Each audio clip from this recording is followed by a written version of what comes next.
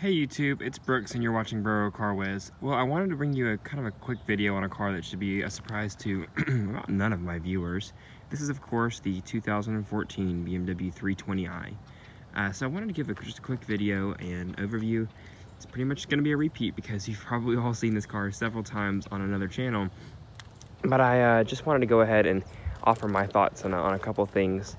So go ahead and get started. This, of course, like I said, is a 2014 320i with the premium package. Got the standard BMW wheels. Premium package does give you the comfort access, so you can just walk up and grab the door handle. It does have the Dakota black leather interior, and you can tell that because it has the stitching on the door panel. If you had just the BMW standard leatherette seats, it would not have that stitching there.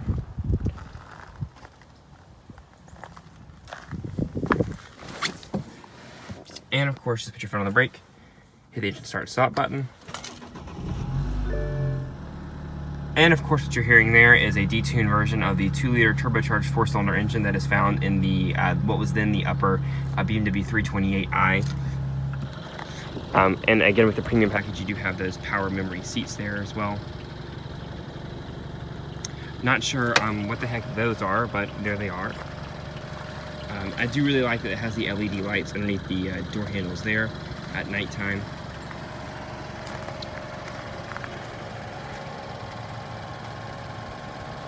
Classic BMW front end. And of course, under the hood, you have that detuned 2-liter 4-cylinder.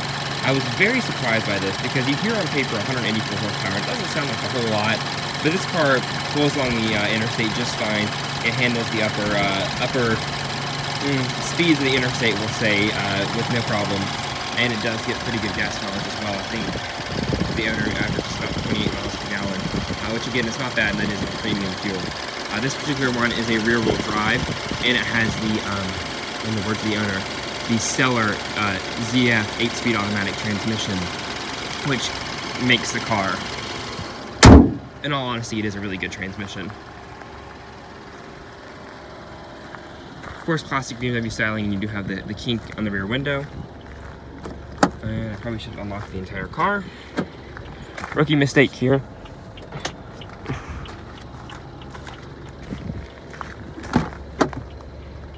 Looking at the back seat here. The front seat's set for my 6'2" driving frame, and it's a little tight. I would say it's about, in terms of my 350, my IS350, I feel like I sit behind myself okay, but I can't remember the last time I've sat back there. So again, that's a error on the videographer's part. But I will say that my IS does have a soft back on the seat, so you can put your knees into the seat, whereas that is a nice hard plastic, so your knees aren't really going anywhere. You do have power outlet, and there are optional heated seats back here, and you do get armrests with 2 cup holders. Of course, it's a BMW, so no standard folding rear seats. That is, of course, an option. But I do really like the wood grain trim that this one has because it really kind of brightens up the cabin with that metallic accents on the door handles and on the doors and the wood accents. It really kind of livens up the cabin a good bit. And I like that you have door panels, or door storage on the back door panels as well. You don't get that on a lot. And a nice view out on the front. You've all seen a current generation 3 Series. And I think it's held its age pretty well. This car came out in 2012 and is just now being replaced. I think it still looks very well, or very good. You can tell it's a 320 because of the single port exhaust. The only other BMW 3 Series with the single port exhaust is the 320D. And although this one does kind of clatter like a diesel, it is not a diesel. Open the trunk here.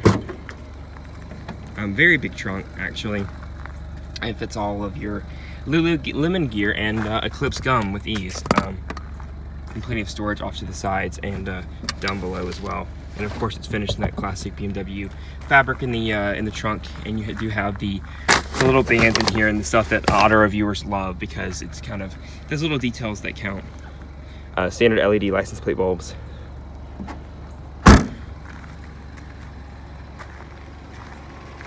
Let's go ahead and check out the front seat.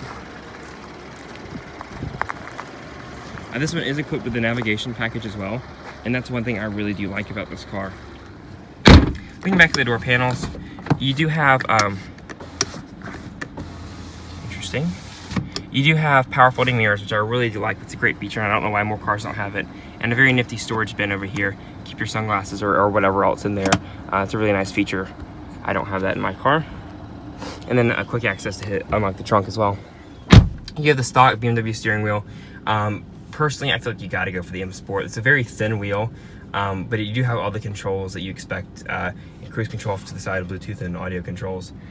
Blinkers, as well as automatic wipers. I love that BMW does auto wipers standard. And I do like the digital gauge cluster. That is an upgraded feature. The digital screen here, it shows you a bunch of information. And then one step up is to get the heads-up display. But I love this iDrive system. The screen is a lot better than what's in my 2014 IS. The resolution is great, and I really like all the graphics and everything. And this iDrive controller works very well in what I've used. I drove it for about 100 or so miles the day before yesterday.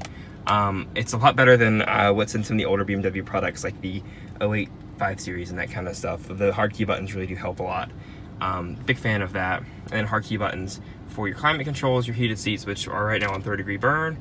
And then I like that you can just rest your finger over the button. You can see what preset that is. So instead of having to click it and then find out, you can just kind of rest your finger over it. And you can also shortcut that for calling people as well. Glove box off to the side, as well as small center storage compartment as well. Overall, I think this is pretty good value for money. He hasn't had any problems yet with his 3 Series, but wanted to kind of give you a video of a car you've probably already seen before. So thanks for watching, and I'll catch you next time.